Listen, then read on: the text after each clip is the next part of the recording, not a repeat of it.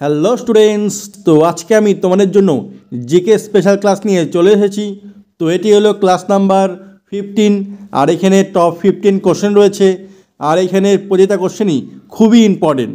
তার জন্য তোমরা ভিডিওটি প্রথম থেকে সম্পূর্ণ দেখো, তাহলে তোমাদের যে কোনো চাকরি পরীক্ষায় অবশ্যই হেল্প হবে। তো আশা করছি তোমরা ভিডিওটি প্রথম থেকে সম্পূর্ণ দেখবে। তো আমি পার্থ পণ্ডিত, আর তোমরা দেখছো তোমাদের প্রিয় চ্যানেল এডুকেশনাল সলিউশন। তো শুরু করছি, দেখতে থাকো। তো দেখো কোশ্চেন নাম্বার 1। পলাশির যুদ্ধের সময় মোগল সম্রাট কে ছিলেন? কে ছিলেন মোগল সম্রাট এই পলাশির যুদ্ধের সময়? এ দ্বিতীয় আলমগীর, বি সিরাজউদ্দৌলা, সি নাসিরউদ্দিন শাহ, না ডি বাহাদুর শাহ জাফর? তো কোনটা উত্তর হবে এখানে? এ, বি, সি না ডি? তোমরা জেনে থাকলে অবশ্যই কমেন্টে বলো।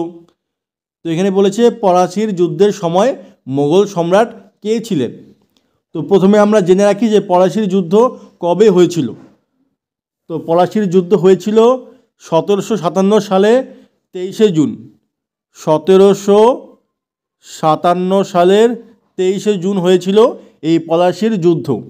আর এই পলাশির যুদ্ধ হয়েছিল সিরাজ ও ইংরেজদের মধ্যে। সিরাজ ও ইংরেজদের মধ্যে এই পলাশির যুদ্ধ হয়েছিল, মানে সিরাজউদ্দৌলা আর ইংরেজদের মধ্যে এই পলাশির যুদ্ধ হয়েছিল 1757 সালে 23শে জুন। এটা মনে রাখবে, 23শে জুন।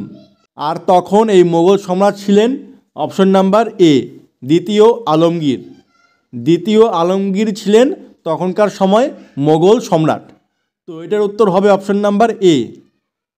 কিন্তু আমি আগে যা যা বললাম সবগুলো মনে রাখবে, পরীক্ষার সময় এটাও আসতে পারে যে পলাশির যুদ্ধ কার কার মধ্যে হয়েছিল, কত খ্রিস্টাব্দে হয়েছিল, কত তারিখে হয়েছিল, সবগুলোই বলে দিলাম।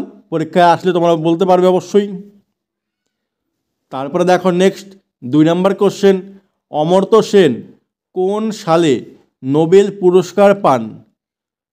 এ 1998 সালে, বি 1999 সালে, সি 2000 সালে, না ডি 2019 সালে? তো কোনটা উত্তর হবে এখানে? এ, বি, সি না ডি? তোমরা জেনে থাকলে অবশ্যই কমেন্টে বলো। তো এখানে বলেছে অমর্ত্য সেন কত সালে নোবেল পুরস্কার পান? তো এটার সঠিক উত্তর হবে অপশন নাম্বার এ, 1998 সালে। 1998 সালে অমর্ত্য সেন এই নোবেল পুরস্কার পেয়েছিলেন। আর পেয়েছিলেন হলো অর্থনীতিতে। নোবেল পুরস্কার পেয়েছেন অর্থনীতিতে। আর অর্থনীতিতে আরেকজন নোবেল পুরস্কার পেয়েছিলেন, সেটা হলো 2019 সালে পেয়েছেন। সেটা হলো অভিজিৎ বিনায়ক বন্দ্যোপাধ্যায়। অভিজিৎ বিনায়ক বন্দ্যোপাধ্যায় পেয়েছিলেন 2019 সালে। এটাও অর্থনীতিতেই পেয়েছিলেন। এর জন্য দুটাই বলে দিলাম। আর দুজনই ছিল বাঙালি। ভারতীয় তো অবশ্যই, কিন্তু বাঙালি ছিলেন দুইজনই। আর এই অমর্ত্য সেন ভারতরত্ন পেয়েছিলেন কত সালে? যদি এটা পরীক্ষায় আসে যে অমর্ত্য সেন ভারতরত্ন পেয়েছিলেন কত সালে, তখন কিন্তু হবে এই যে বি নাম্বার অপশন, 1999 সালে। 1999 সালে তিনি ভারতরত্ন পেয়েছিলেন। তো আজকের জন্য এটার উত্তর হবে অপশন নাম্বার এ।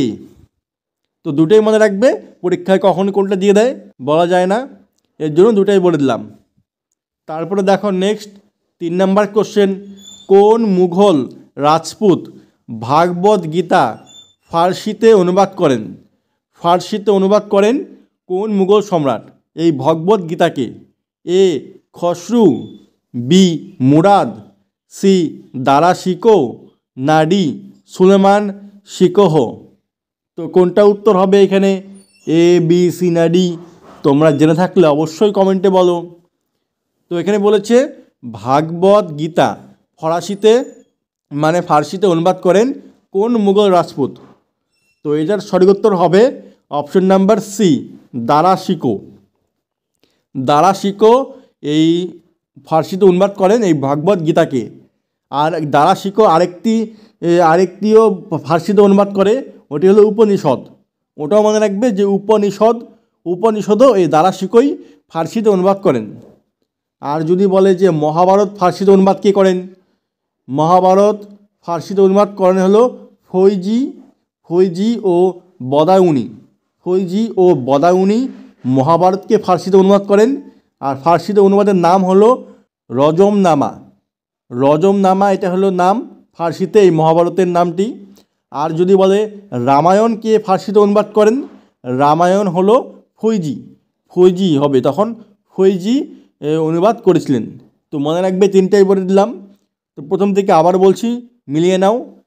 ভাগবত গীতা দ্বারা শিখো, আর ভাগবত গীতা দ্বারা শিখো, উপনিষদও দ্বারা শিখো। মহাভারত হলো ফৈজি ও বদায়ুনি, আর রামায়ণ হলো ফৈজি। চারটা বলে দিলাম, তোমাদের পরীক্ষায় আসলে তোমরা বলতে পারবে। তারপরে দেখো next 4 number question, birdman of India. Birdman of India বলে ডাকা হয় কাকে? A Salim Ali, B M K Stalin, C N Srinivas Rao, না ডি এ কে গোপালন। তো কোনটা উত্তর হবে এখানে? এ বি সি না ডি? তোমরা জেনে থাকলে অবশ্যই কমেন্টে বলো। তো এখানে বলেছে বার্ডম্যান অফ ইন্ডিয়া বলে ডাকা হয় কাকে? তো এটার সঠিক উত্তর হবে option number A, Salim Ali. Salim আলীকে বলা হয় বার্ডম্যান অফ ইন্ডিয়া, মানে পক্ষী মানব। বার্ডম্যান অফ ইন্ডিয়া বলা হয় এই সেলিম আলীকে। তো এটার উত্তর হবে অপশন নাম্বার এ। তারপরে দেখো নেক্সট 5 নাম্বার কোশ্চেন, কার পতনের পর সুভাষচন্দ্র বসুর নেতৃত্বাধীন আজাদ হিন্দ ফৌজ ব্রিটিশদের কাছে আত্মসমর্পণ করেছিলেন? কার পতনের পর আত্মসমর্পণ করেছিলেন? A Japan, B Germany, C Italy, না ডি দ্বিতীয় মহাযুদ্ধের অবসান? তো কোনটা উত্তর হবে এখানে? এ বি সি না ডি? তোমরা জেনে থাকলে অবশ্যই কমেন্টে বলো। তো এখানে বলেছে কার পতনের পর এই আজাদ হিন্দ ফৌজ ব্রিটিশদের কাছে আত্মসমর্পণ করেছিলেন। প্রথমে জেনে রাখো যে আজাদ হিন্দ ফৌজ তা প্রতিষ্ঠা করেছিলেন কে? প্রতিষ্ঠা করেছিলেন হলো রাসবিহারী বসু। রাসবিহারী বসু শুরু করেছিলেন, প্রতিষ্ঠা করেছিলেন। তারপরে সুভাষচন্দ্র বসু সেটি নেতৃত্বাধীন করেছিলেন। আর এটি হবে অপশন নাম্বার এ, জাপান। জাপানের পতনের পর ব্রিটিশদের কাছে এটি আত্মসমর্পণ করেছিলেন। তো এটার উত্তর হবে অপশন নাম্বার এ।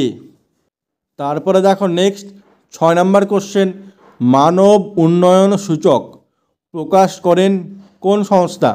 প্রকাশ করেন মানব উন্নয়ন সূচক, মানে human development index. Human development index মানব উন্নয়ন সূচক প্রকাশ করে A WTO, B UNCP, C UNDP, না ডি ইউনেস্কো? তো কোনটা উত্তর হবে এখানে? এ বি সি না ডি? তোমরা জেনে থাকলে অবশ্যই কমেন্টে বলো। তো বলেছি এখানে মানব উন্নয়ন সূচক মানে হিউম্যান ডেভেলপমেন্ট ইন্ডেক্স, এটি প্রকাশ করে কোন সংস্থা? তো এটার উত্তর হবে অপশন নাম্বার সি, ইউএনডিপি।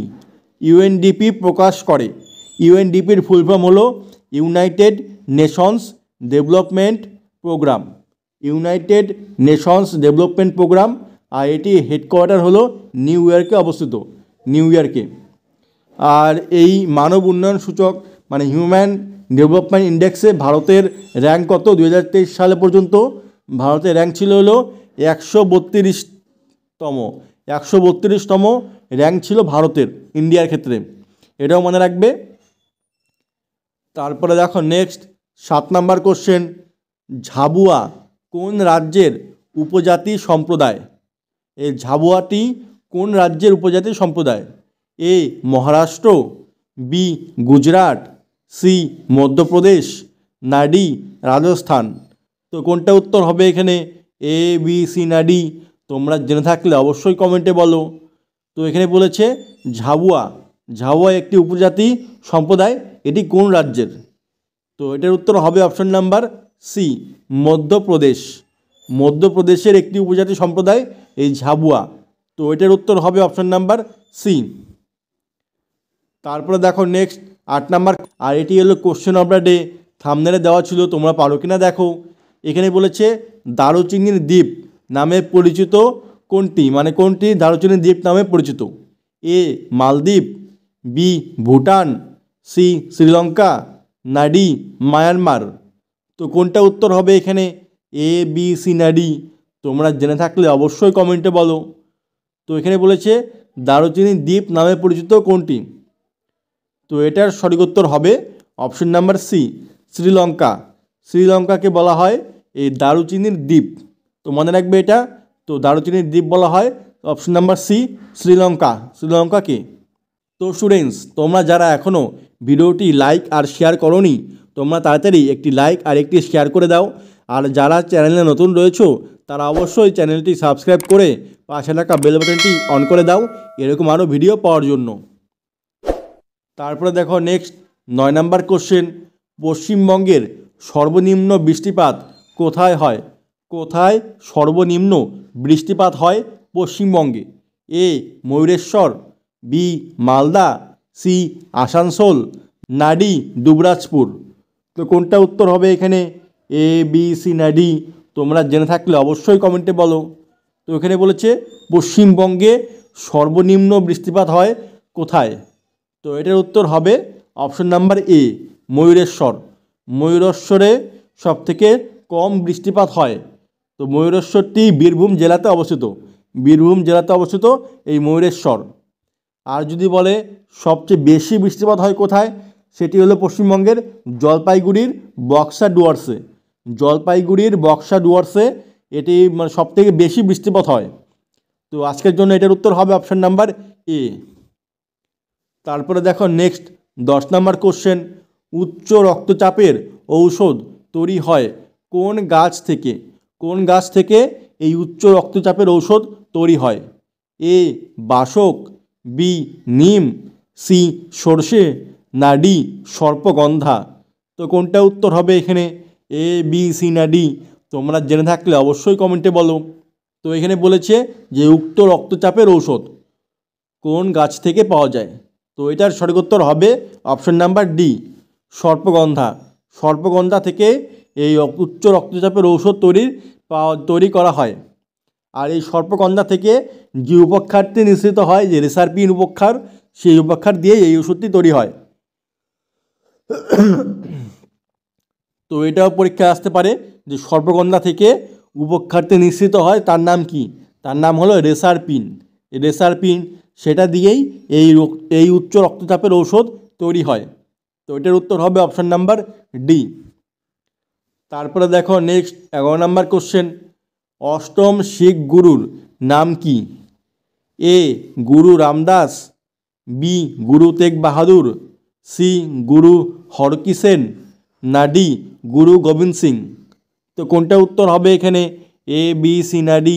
তোমরা জেনে থাকলে অবশ্যই কমেন্টে বলো। তো এখানে বলেছে অষ্টম শিখ গুরুর নাম কি? তো এটার সঠিক উত্তর হবে অপশন নাম্বার সি গুরু হরকিষেন। গুরু হরকিষেন ছিলেন এই অষ্টম শিখ গুরু। আর যদি বলেন নবম শিখ গুরুকে, নবম হলো এই যে বি নাম্বার অপশন তেগ বাহাদুর। গুরু তেগ বাহাদুর ছিলেন নবম শিখ গুরু। আর দশম শিখ গুরু হলো এই যে গুরু গোবিন্দ সিং। গুরু গোবিন্দ সিং হলো দশম শিখ গুরু আর শেষ শিখ গুরু। তারপরের থেকে আর শিখ গুরুর নাম দেওয়া হয়নি। তো দশম আর শেষ হলো গুরু গোবিন্দ সিং, নবম হলো তেগ বাহাদুর, আর অষ্টম হলো গুরু হরকিষেন। তো আজকের জন্য এটার উত্তর হবে অপশন নাম্বার সি। তারপরে দেখো নেক্সট 12 নম্বর কোশ্চেন, কোষের প্রোটিন ফ্যাক্টরি বা প্রোটিন সংশ্লেষণের যন্ত্র বলা হয় কাকে? কাকে এই প্রোটিন ফ্যাক্টরি বা প্রোটিন সংশ্লেষের যন্ত্র বলা হয় কোষের ক্ষেত্রে? A ribosome, B lysosome, C nucleus, না ডি গলগি বডি। তো কোনটা উত্তর হবে এখানে? এ বি সি না ডি? তোমরা জেনে থাকলে অবশ্যই কমেন্টে বলো। তো বলেছে এখানে কোষের প্রোটিন ফ্যাক্টরি বা কোষের প্রোটিন সংশ্লেষণের যন্ত্র বলা হয় কাকে?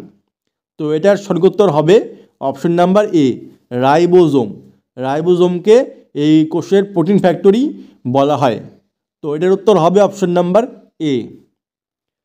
তারপরে দেখো নেক্সট 13 নম্বর কোশ্চেন, 2026 সালের টি-20 ক্রিকেট বিশ্বকাপ আয়োজক দেশ নিম্নের কোনটি? এ অস্ট্রেলিয়া ও নিউজিল্যান্ড, বি ওয়েস্ট ইন্ডিজ ও আমেরিকা, সি ভারত ও শ্রীলঙ্কা, না ডি ইংল্যান্ড, আয়ারল্যান্ড ও স্কটল্যান্ড। তো কোনটা উত্তর হবে এখানে? এ বি সি না ডি? তোমরা জেনে থাকলে অবশ্যই কমেন্টে বলো। তো এটার সঠিক উত্তর হবে অপশন নাম্বার সি, ভারত ও শ্রীলঙ্কা। ভারত ও শ্রীলঙ্কায় এটি আয়োজন হবে। তো এটার উত্তর হবে অপশন নাম্বার সি। তারপরে দেখো নেক্সট 14 নম্বর কোশ্চেন, সঙ্গম বংশের শ্রেষ্ঠ রাজা কে ছিলেন? কে ছিলেন এই সঙ্গম বংশের শ্রেষ্ঠ রাজা? এ হরিহর ও বুক্ক, বি প্রথম হরিহর, সি কৃষ্ণদেব রায়, না ডি দ্বিতীয় দেবরায়? তো কোনটা উত্তর হবে এখানে? এ বি সি না ডি? তোমরা জেনে থাকলে অবশ্যই কমেন্টে বলো। তো এখানে বলেছে সঙ্গম বংশের শ্রেষ্ঠ রাজা কে ছিলেন। তো প্রথমে জেনে রাখো যে সঙ্গম বংশের প্রতিষ্ঠাতা কে। এই সঙ্গম বংশের প্রতিষ্ঠাতা হলেন এই যে হরিহর ও বুক্ক। হরিহর ও বুক্ক এই দুজন ছিলেন সঙ্গম বংশের প্রতিষ্ঠাতা। আর শ্রেষ্ঠ রাজা হলেন অপশন নাম্বার ডি, দ্বিতীয় দেবরায়। দ্বিতীয় দেবরায় ছিলেন এই সঙ্গম বংশের শ্রেষ্ঠ রাজা। তো দুটোই মনে রাখবে কোনটা পরীক্ষায় আসে। তো আমরা তো জানি না, দুটোই বলে দিলাম, তোমরা দুটোই মনে রাখবে। তারপরে দেখো নেক্সট 15 নম্বর কোশ্চেন, আর আজকে লাস্ট কোশ্চেন এটি। কৃষ্ণা ও তুঙ্গভদ্রা নদীর সঙ্গমস্থল নিম্নের কোনটি? এ হাজিপুর, বি হামিরপুর, সি কুরুশিলা, না ডি আলমপুর? তো কোনটা উত্তর হবে এখানে? এ বি সি না ডি? তোমরা জেনে থাকলে অবশ্যই কমেন্টে বলো। তো এখানে বলেছে কৃষ্ণা ও তুঙ্গভদ্রা নদীর সঙ্গমস্থল নিম্নের কোনটি? তো এটার সঠিক উত্তর হবে option number D, Alampur. Alampur হলো এই দুটো নদীর সঙ্গমস্থল, কৃষ্ণা ও তুঙ্গভদ্রা। তো এটার উত্তর হবে অপশন নাম্বার ডি। তো স্টুডেন্টস, এই ছিল টোটাল 15টি কোশ্চেন। তো কোশ্চেনগুলি কেমন ছিল অবশ্যই জানাবে। আর ভিডিওটি ভালো লাগলে অবশ্যই একটি লাইক আর একটি শেয়ার করে দেবে। আর যারা এখনও চ্যানেলটি সাবস্ক্রাইব করোনি তারা অবশ্যই চ্যানেলটি সাবস্ক্রাইব করে পাশে থাকা বেল বাটনটি অন করে দাও এরকম আরও ভিডিও পাওয়ার জন্য। তো আজকের মতো এখানেই রাখছি। তো আবার দেখা হবে পরবর্তী ভিডিওতে। বাই।